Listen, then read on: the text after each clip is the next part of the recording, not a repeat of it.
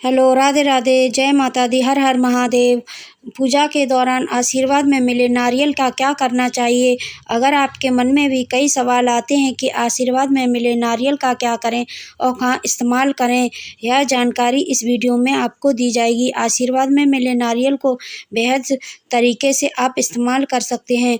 मंदिर से मिला नारियल या श्रीफल को आमतौर पर भगवान को समर्पित करके प्रसाद के रूप में बाँट देना चाहिए। इसे घर में रखने या कहीं और लगाने के बजाय इसे प्रसाद के रूप में वितरण करने से नारियल का प्रसाद बन जाता है। प्रसाद के रूप में वितरण: नारियल को भगवान को समर्पित करें और प्रसाद के रूप में परिवार के सदस्यों, दोस्तों या पड़ोसियों के बीच बाँट दें।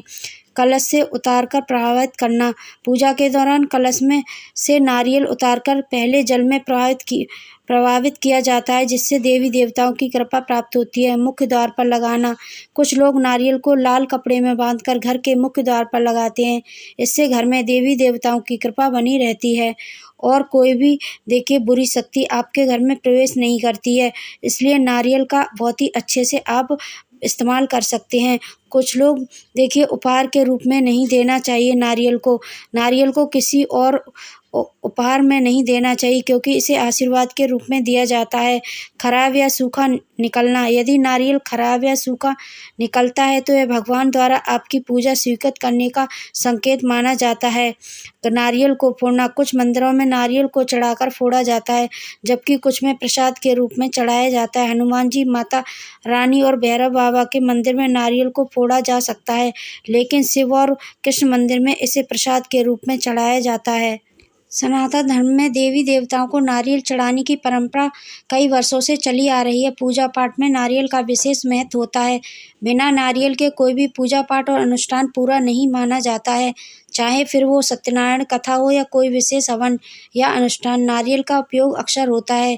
देवी देवताओं के अनुष्ठान हो या प्रसाद के लिए नारियल का इस्तेमाल सभी तरह के पूजा में जरूर किया जाता है।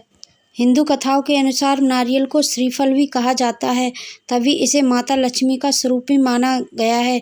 हिंदू धर्म में पूजा होने के बाद अक्सर पंडित जी आशीर्वाद के साथ यजमान और दूसरे लोगों को नारियल देते हैं। बहुत से लोगों को यह नहीं पता होता कि पूजा के बाद आशीर्वाद में मिले इस नारियल का क्या करना चाहिए। आशीर्वाद में मिले इस नारियल को फोड़कर खाना है या कहीं पर संभाल कर रखना है। भगवान को करें अर्पित: पंडित जी बोलते हैं कि आशीर्वाद में मिले नारियल को कहीं भी रखने या टांगने के अलावा आप उस नारियल को भगवान को समर्पित प्रसाद की तरह बांट सकते हैं। इससे नारियल का अपमान भी नहीं होगा और सभी को प्रसाद भी बँट जाएगा। बता दें कि लोग जाने अनजाने में नारियल का महत्व नहीं जानते हैं और ना ही कुछ कर पाते हैं।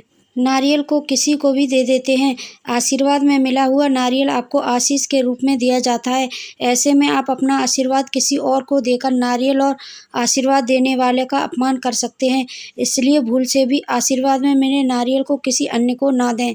आशीर्वाद में लोगों को नारियल दिया जाता है और साथ ही यजमान को आचार्य एवं देवी देवताओं की ओर से मंत्रों के साथ आशीर्वाद दिया जाता है। यह नारियल बहुत महत्वपूर्ण होता है।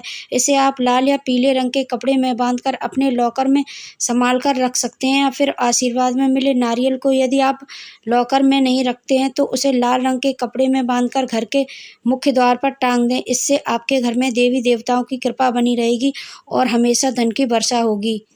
नारियल को महिलाओं को नहीं फोड़ना चाहिए, हमेशा पुरुषों से ही नारियल को फोड़वाएं और उसका जो पानी निकलता है नारियल में उसको भगवान को समर्पित करें। उसके बाद आप प्रसाद के रूप में वितरण कर सकती हैं नारियल को और सबके साथ बांटकर खाइए। ऐसा नहीं है, आप ऐसे रखकर आप नहीं, सब में बांट कर ही खाना चाहिए और तभी आशीर्वाद आपको प्राप्त होगा। अगर आपको ये जानकारी पसंद आई हो, लाइक, शेयर एंड सब्सक्राइब जरूर करें। बेल आइकन को भी प्रेस कर दें, जिससे कि मेरी वीडियो आपके पास सबसे पहले पहुंच जाए। तब तक के लिए धन्यवाद। हर हर महादेव। सभी की मनोकामनाएं पूर्ण हो। जय माता लक्ष्मी।